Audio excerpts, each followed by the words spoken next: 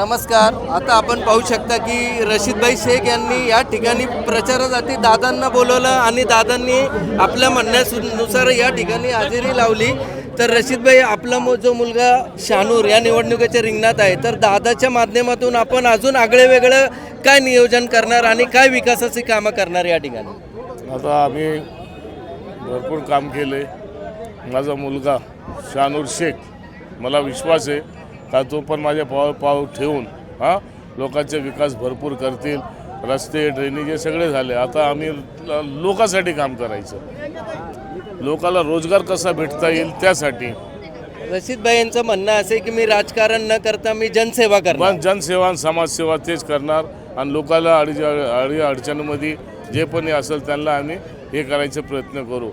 आपण रोज सकाळी 9 ते दुपारी 2 ते 2:30 वाजेपर्यंत लोकांसाठी आपण फिरत आहात. लोकांचा प्रतिसाद काय आपल्याला? लोक चांगले, आमच्याकडे सगळे वानसट आहे.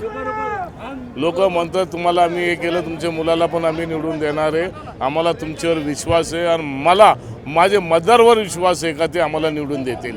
रशीदभाई, तुमचा 25 वर्षापासून या भागामध्ये सामाजिक कार्य आहे, तुम्हाला लोकांनी निवडून दिलेलं आहे. यंदा तुम्हाला काय वाटतं, तुमच्या मुलाला ते आशीर्वाद देतील का या भागातील? 100%, 110% देतील. का लोक आमचे सगळे तेच आहे. आम्ही त्यांच्यात असतात, ते आमच्यात असतात. आणि महत्त्वाचं म्हणजे आता मी अजितदादा बरोबर आहे, मुख्यमंत्री उपमुख्यमंत्री अजितदादा बरोबर मी आहे. आणि मुख्यमंत्री अजितदादा देतात, जे शब्द देतात ते पाळतात. काय मला माहिती आहे, 2005 मध्ये मला त्यांनी स्थायी समितीचं अध्यक्ष केलं. माझी मजिदाचं असेल काय पण असं कामाचा समाजाचा बोलल्याबरोबर ते करायचं. अजितदादा म्हणजे तो विकास पुरुष आहे.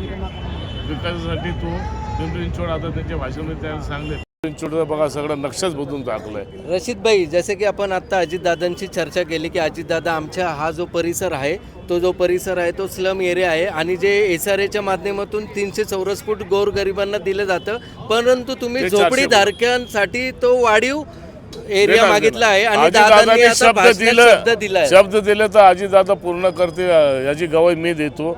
आणि आम्ही पण 400 जे आता अजितदादांनी म्हटले होते ते दयानगरचं होतं, ते 14 वर्ष झाले ते काम बंद आहे. पण आम्ही जे पण काम केलं 2-3 वर्षात आम्ही काम पूर्ण करून सगळ्याला सदनिका देऊन टाकलं. तुम्ही झोपडीधारकांसाठी अजितदादांना तुम्ही मागणी केलेली आहे की जे 300 चौरस फूट घर आहे दादा, ते न करता त्यांना वाढीव क्षेत्र वाढून द्या, 400 किंवा 500 करा. आणि आता दादांनी शब्द दिलाय की मी यासाठी प्रयत्नशील असेल, मी झोपडीधारकांना वाढून देण्याचा 400 हे पण 500चा दादा प्रयत्न करते.